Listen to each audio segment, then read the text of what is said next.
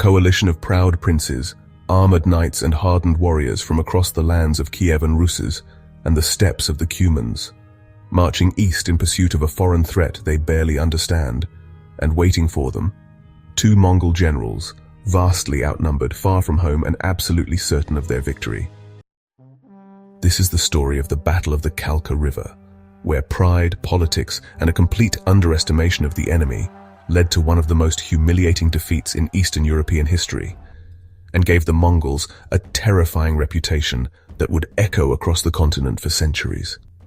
Let's rewind to the early 13th century. The Mongol Empire is on the rise. Genghis Khan has unified the Mongol tribes and launched brutal campaigns across Central Asia. But in 1220, he sends two of his most skilled generals, Subutai and Jebe, on a mission of reconnaissance and destruction. Their goal?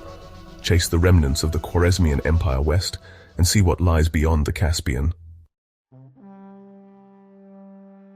What follows is a 2-year-long whirlwind campaign, a storm of Mongol speed and violence.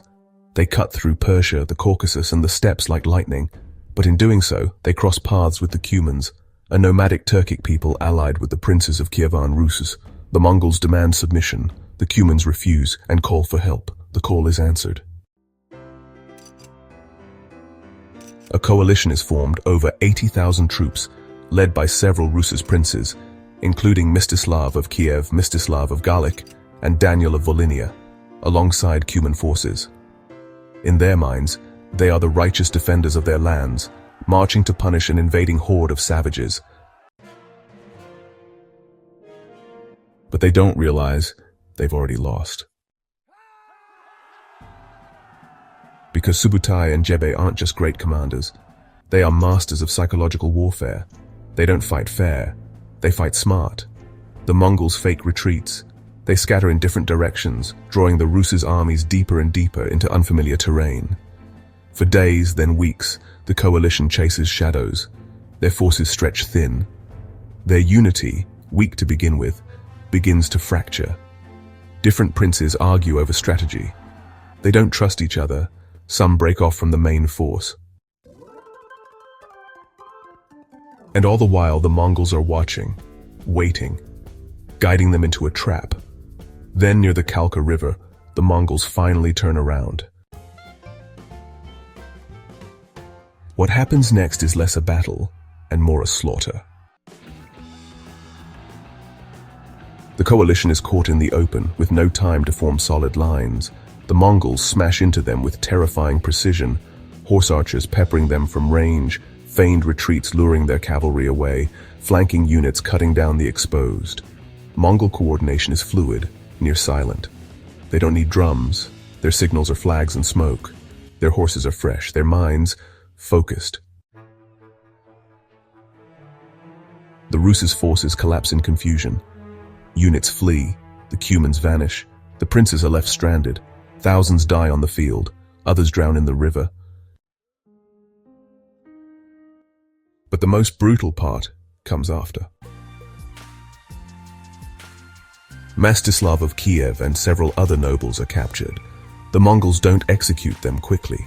Instead, they lay them on the ground, still alive, cover them with wooden boards, and throw a victory feast on top, slowly crushing them to death under the weight of celebration. It was Mongol psychological warfare at its cruelest, a message to all future enemies. Defy us and your nobility will be erased with dishonor. And then, just as suddenly as they arrived, the Mongols vanish. They don't stay to conquer. Their mission wasn't domination, not yet. It was data, a test, and the test results. Europe was completely unprepared. The Battle of the Kalka River was more than a military defeat. It was a warning. But in the fractured kingdoms of Rus, no one united, no one fortified. No one truly believed the Mongols would return, but they did. With fire, with fury, with full force. When Batu Khan invades in the late 1230s, Subutai rides beside him again, this time not as a scout, but as an executioner. One by one, the Rus' cities fall. Kiev is razed. The memory of Kalka becomes prophecy fulfilled. The Mongols didn't just win at Kalka, they announced themselves to the world. This wasn't just a clash of armies, it was a clash of mindsets, of worldviews, the disciplined, calculating, fast-adapting Mongol machine versus a scattered, overconfident alliance driven by ego and pride. And from that riverbank soaked in blood, a new era of warfare was born, one that would redraw the maps of Asia and Europe forever.